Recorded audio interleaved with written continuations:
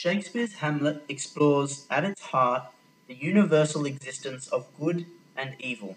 However, the base catalyst of the immutable existence of good and evil in man is unclear, and thus the question is raised. Is man's seemingly good side inherent, meaning that his evil is a product of his surroundings, or is evil an inherent part of the human condition and goodness the result of societal conceptions? Shakespeare's thematic treatment of mortality, corruption, and the conflict of passion and reason alludes to the truth of the latter, that good is merely a reasoned, synthetic product of a human psyche fraught with mortal conditions, while evil is an inherent and perhaps intrinsic sector of the human condition.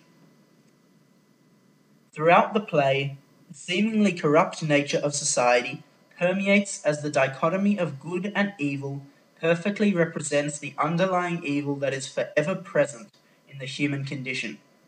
Hamlet is plagued by the corruption of the people and ultimately environment around him, as, through the accumulation of vile and rank imagery, suggests there is little hope of fleeing the grasp of the metaphoric unweeded, rank, and gross in nature. This is further emphasized as Marcellus proclaims, "Something is rotten in the state of Denmark." Despite the murderous actions and corrupt comportments of the Danish court, we are oft led astray as more fundamentally malevolent beings manufacture and project intentions of good. The motif of conscience comes to symbolize the good of man, as Claudius states, "How smart a lash that speech doth give my conscience," and Laertes feels that corruption is almost against my conscience. However, through the further analysis of Hamlet's descent into corruption, and perhaps even acceptance of the evil inside him, I must be cruel, only to be kind, it is suggested that the nominal goodness of man is perhaps that of a facade, and the tug of war between the two polarized concepts will see corruption triumph. Ophelia symbolizes Hamlet as a microcosm of Denmark. Oh, what a noble mind is here overthrown! And as such, the notion that Hamlet represents the dual nature of humankind, voice, is paralleled, while also informed by the belief that evil and corruption will continuously prevail. Our progressive understanding of the evil fundamental to the human condition is coupled with, and perhaps even a product of, the developments of internal attitudes towards mortality and existential questioning. Hamlet is introduced as a man void of the hope in life, highlighted as he asks, "O all you host heaven, O earth, what else? And shall I couple hell?"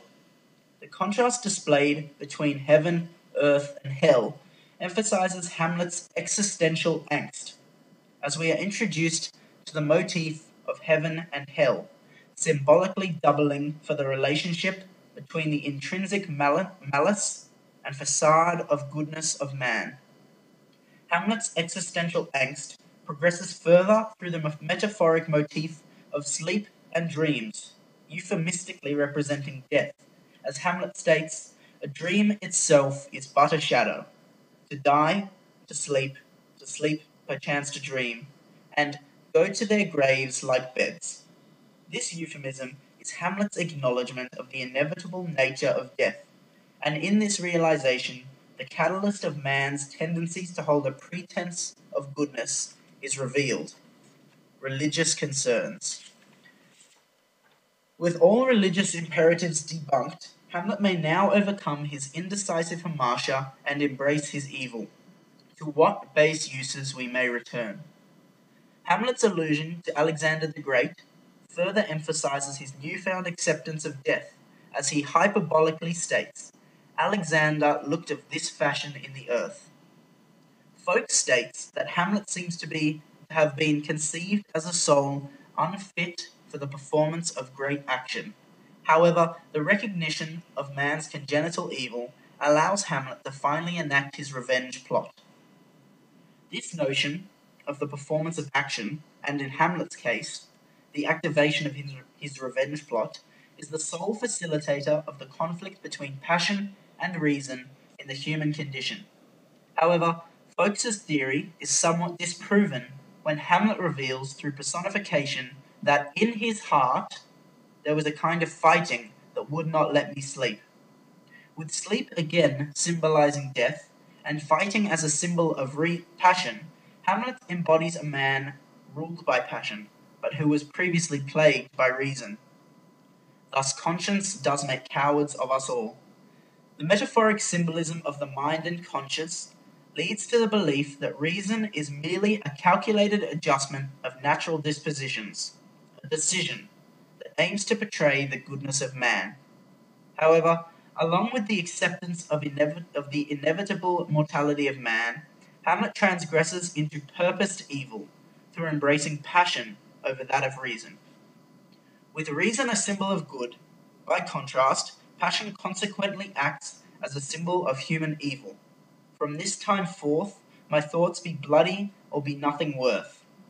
Thoughts have now progressed from a symbol of reason that would be scanned to that of passion, as Hamlet embraces it freely. Through the motif of passion and evil, the question must be raised: if passion, a more humanly act than reason, so commonly leads to evil, how legitimate is man's inherent good?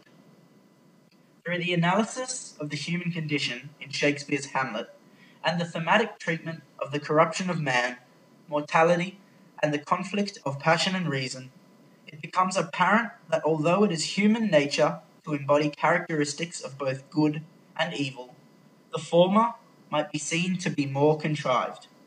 Whilst evil is seemingly ubiquitous, perhaps Hamlet's character is merely a vehicle for audience catharsis, introspection, and perpetuating our own pretense of good.